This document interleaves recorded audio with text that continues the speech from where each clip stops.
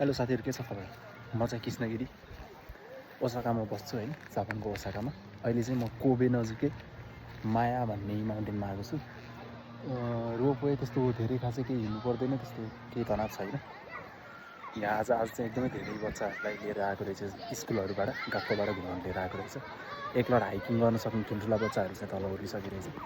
एकदम रमाइलो छ, यहाँबाट देख्ने भ्यूहरू पनि एकदम बवाल छ।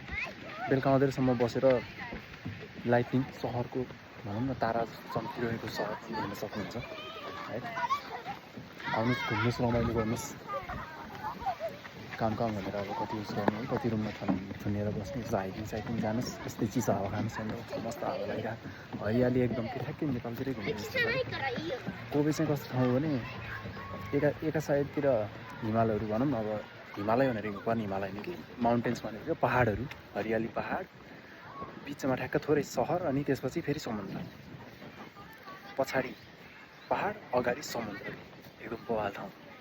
टक्क टाइम मिलाएर समय मिलाएर घुम्न आउनुहोस्। माउन्ट माया साम भनेर छ, नामै माया छ, हेर्नु कति मजा है त।